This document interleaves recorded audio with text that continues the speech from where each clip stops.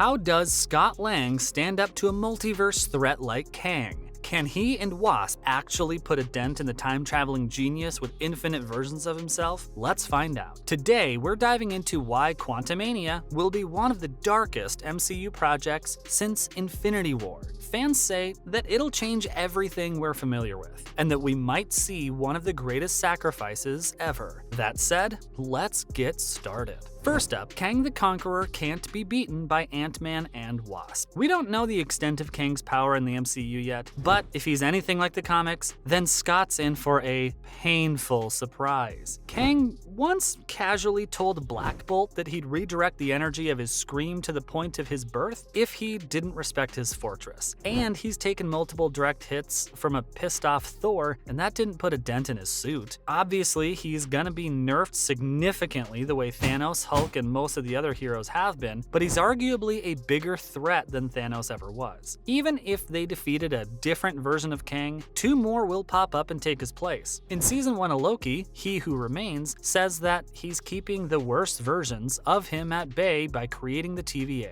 Once he got killed, his other variants had free reign to travel between the multiverse and wreak havoc on an infinite number of universes. How do you stop a threat like that? Sure, you could use the quantum realm to travel back and forth in time or crawl up his butt and explode him from the inside out, but that won't stop the rest of the infinite Kangs coming after you. The only thing Ant-Man and the Wasp could do is delay Kang's plans for a while, setting the stage for the Kang Dynasty. Next, Kang will most likely be behind the scenes. Now, one thing a lot of people tend to forget about Kang is he's just a man. He doesn't have any inherent superpowers the way Thor and Captain Marvel do. He's a 31st century super genius whose technology even Dr. Doom envies in the comics. Since he's been across the multiverse an infinite number of times and has an infinite number of variants, he knows almost every superhero's weakness. He's like an evil Batman with unlimited prep time and a time machine. So how do you delay the villain's plans long enough for the Avengers to assemble? And as for the director and writers, how do you make a compelling movie that sets up bigger stakes than ever before? Simple. You borrow a little twist from Infinity War and make it even better. Ever since the D23 event, we've known that MODOK's gonna be a part of Quantumania. The most obvious theory that we've come across is that MODOK's gonna be the main villain while Kang works in the shadows. He's gonna be in the background, observing Scott, Hope, and the others work as a team.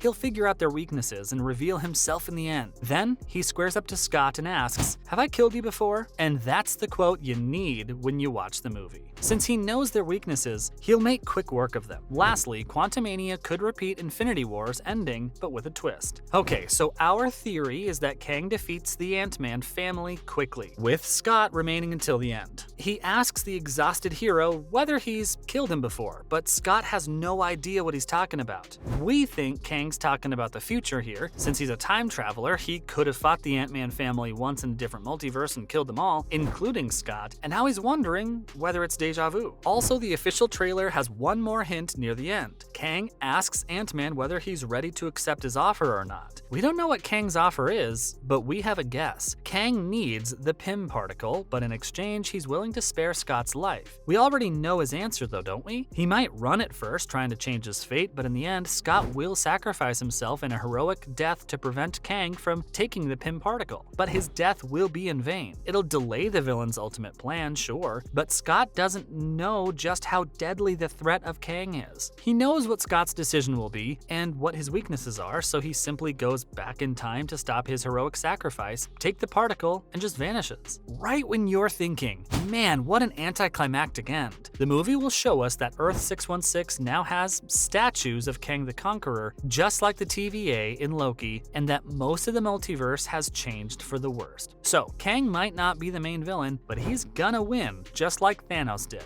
Except this time, he's changing the Earth 616 timeline in his own image. And there's nothing Scott can do about it except call the rest of the Avengers. Coming up, 6 other fan theories for Quantumania. Starting with a favorite, Bill Murray turns up as an elder. According to the movie's director, Peyton Reed, Murray's gonna play a character that's important to Janet Van Dien's past. He didn't reveal much about the mysterious role except that he's a secret that Janet's kept from the rest of her family. That's an important theme in the movie. According to Reed, and the fact that she kept her interactions with him a secret makes him even more interesting. Now, a lot of internet chatter suggests that Murray's gonna be playing Krylar, a really obscure character from the comics. In fact, his one and only appearance was in 1972's The Incredible Hulk issue 156. Honestly, that sounds like a flimsy character for Murray to play. So instead, Redditor, a roguish type, theorized that the actor will play an elder in the universe. We've already seen the Collector, Grandmaster, and Ego in the movies, so who could Murray be playing?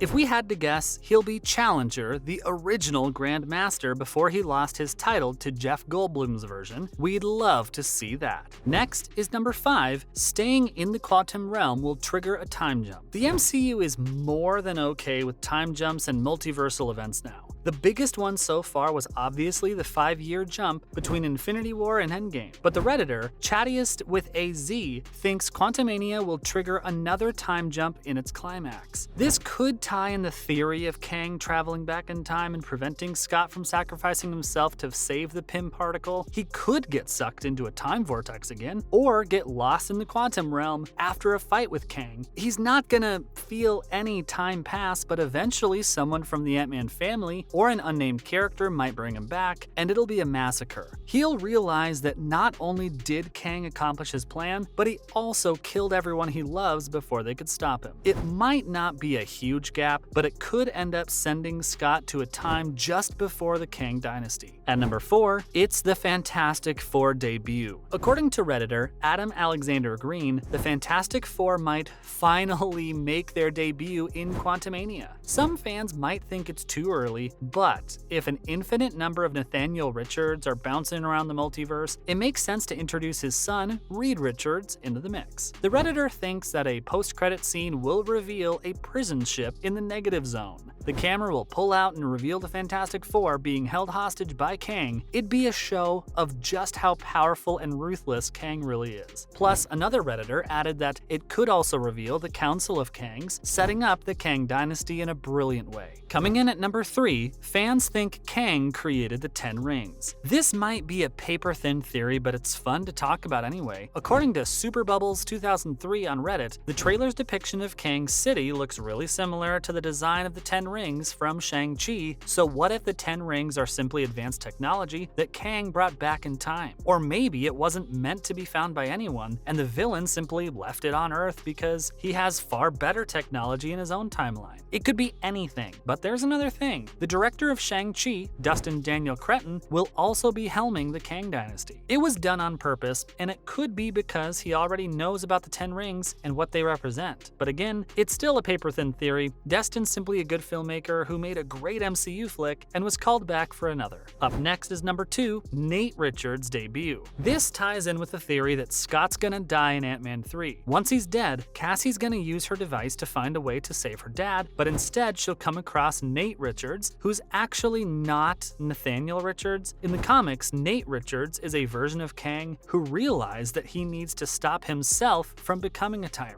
If the end credits don't involve the Fantastic Four, then it might introduce Iron Lad into the MCU and have him team up with Cassie to try and save her dad. It'll end up twisting the MCU more than it already has been, but hey, at least it'll be fun. Lastly, number 1, there's the Loki twist ending. Remember how Sylvie killed He Who Remains, and we thought everything was gonna go back to normal? Then Loki returned to the TVA only to find out that everything's changed? No one recognized him, not even Mobius? And there was a Kang statue in the middle of the TVA? According to Redditor Jorno Pimp 1665, Quantumania could pull off the same ending. It'll be a repeat of what we've already seen, we know, but it'll be really cool to see the heroes thinking they won. But when they come out of the quantum realm, Earth 616 will be taken over by the Council of Kangs or something like that. If the MCU wants to be really bold though, they could do the time jump to just before the Kang Dynasty and show us that most of the Avengers are either dead or in hiding or imprisoned. And that's a wrap, folks. folks. Thanks for watching. So, do you think Scott and Hope have any chance against Kang? What are your top theories for Ant-Man 3? Tell us down below. And as always, be sure to like, subscribe, and hit that notification bell for more MCU videos just like this. See you in the next one.